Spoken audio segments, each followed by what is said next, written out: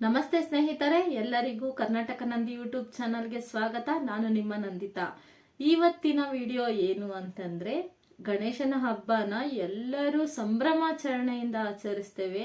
ಬೀದಿ ಬೀದಿಗಳಲ್ಲೂ ದೊಡ್ಡ ದೊಡ್ಡ ಗಣೇಶಗಳನ್ನ ಇಟ್ಟು ಪೂಜೆ ಮಾಡಿ ಕೊನೆಗೆ 3 ದಿನ ಅಥವಾ 5 ದಿನಗಳಲ್ಲಿ ವಿಸರ್ಜನೆ ಕೂಡ ಮಾಡ್ತೇವೆ. ವಿಸರ್ಜನೆ ಮಾಡುವಾಗ ನಾವು ಗಣೇಶನ ವಿಸರ್ಜನೆ ಕರ್ಕೊಂಡು ಹೋಗ್ತೀವಲ್ವಾ, ಗಣೇಶನ ಕರ್ಕೊಂಡು ಹೋಗುವಾಗ ಹಾಡುಗಳು ಹಾಕೊಂಡು ಗಣೇಶನ್ಗೆ ಫುಲ್ಲು ತುಂಬಾ ಸಂಭ್ರಮ ಮಾಡ್ಕೊಂಡು ನಾವು ಮೆರವಣಿಗೆ ಮಾಡಿ ನಾವು ಕರ್ಕೊಂಡೋಗಿ ನೀರಲ್ಲಿ ಬಿಡ್ತೇವೆ. ಆಗ ಮಾಡುವಾಗ ಸೌಂಡ್ ಸಿಸ್ಟಮ್ ಅಳವಡಿಸೋದಕ್ಕೆ ನಮಗೊಂದು ಪರವಾನಗಿ ಬೇಕು ಅಂತಂದ್ರೆ ಏನ್ ಮಾಡ್ಬೇಕು ಅಂತ ಇವತ್ತಿನ ವಿಡಿಯೋ. ಆಲ್ರೆಡಿ ನೀವೆಲ್ಲ ತಮ್ಮನೇಲಲ್ಲಿ ನೋಡಿರ್ತೀರಾ. ವರ್ಧಿತ ಧ್ವನಿ ವ್ಯವಸ್ಥೆಗೆ ಪರವಾನಗಿ ಹೇಗೆ ಪಡ್ಕೊಳ್ಬೇಕು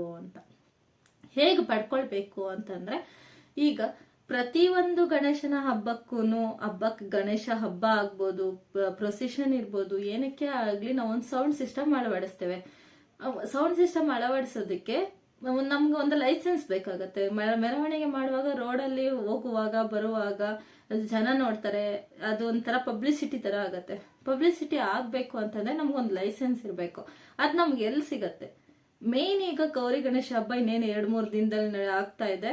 ಇನ್ನೇನು ನಾಳೆ ಗೌರಿ ಗಣೇಶ ಹಬ್ಬ, ಮತ್ತೆ ಒಂದು 3 ಡೇಸ್ ಅಥವಾ 5 ದಿನಾನೇ ಅನ್ಕೊಳ್ಳಿ. 5 ದಿನ ನೀವೆಲ್ಲ ಗಣೇಶನ ಮೂರ್ತಿಗೆ ಪೂಜೆ ಮಾಡಿ, ಏನೇನೋ ಕಾಂಪಿಟೇಷನ್ಸ್ ಮಾಡಿ, ಪ್ರತಿಯೊಂದಕ್ಕೂ ಪ್ರೈಸ್ಗಳು ಕೊಟ್ಟು, ಇದೊಂಥರ ಊರಿನ ಹಬ್ಬ ತರಾನೇ ನಾವು ಆಚರಿಸ್ತೇವೆ ಅಲ್ವಾ.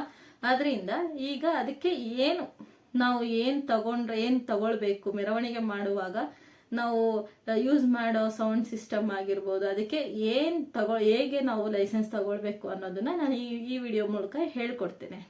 ವರ್ಧಿತ ಧ್ವನಿ ವ್ಯವಸ್ಥೆಗೆ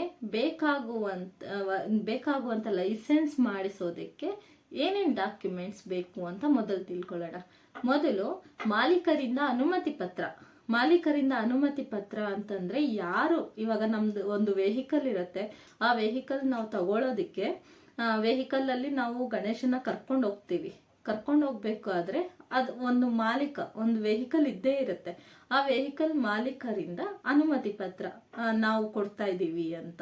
ಮತ್ತೆ ಇನ್ನೊಂದು RC ಕಾರ್ಡ್, ಆ ವೆಹಿಕಲ್ದು RC ಕಾರ್ಡ್ ಇರ್ಬೋದು, ಟ್ರ್ಯಾಕ್ಟರ್ ಆಗಿರ್ಬೋದು, ಇಲ್ಲ ಏನೋ ಒಂದು ಟೆಂಪೋ ಆಗಿರ್ಬೋದು, ಯಾವುದೇ ಒಂದು RC.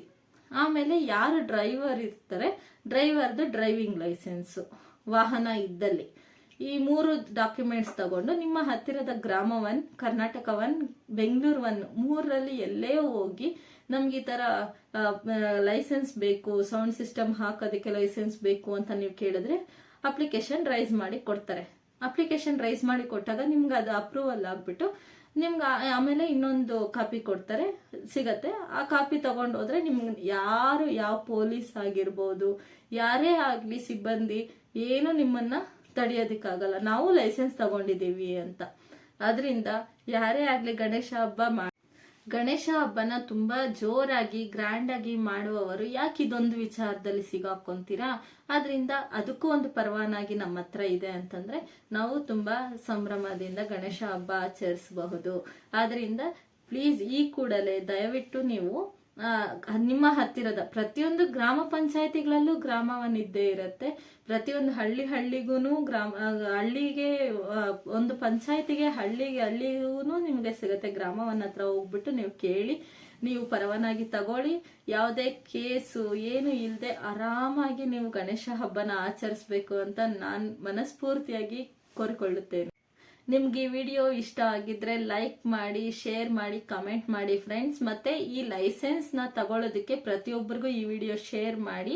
ನಿಮ್ಮ ಹತ್ತಿರದ ಗ್ರಾಮ ವನಗಳಲ್ಲಿ, ಕರ್ನಾಟಕ ವನಗಳಲ್ಲಿ ಈ ಅಪ್ಲಿಕೇಶನ್ ರೈಸ್ ಮಾಡ್ಕೊಳ್ಳಿ. ಈ ಅಪ್ಲಿಕೇಶನ್ ರೈಸ್ ಮಾಡಿಕೊಂಡು ಗಣೇಶ ಗೌರಿ ಹಬ್ಬನ ತುಂಬಾ ಸಂಭ್ರಮದಿಂದ ಆಚರಿಸಿ.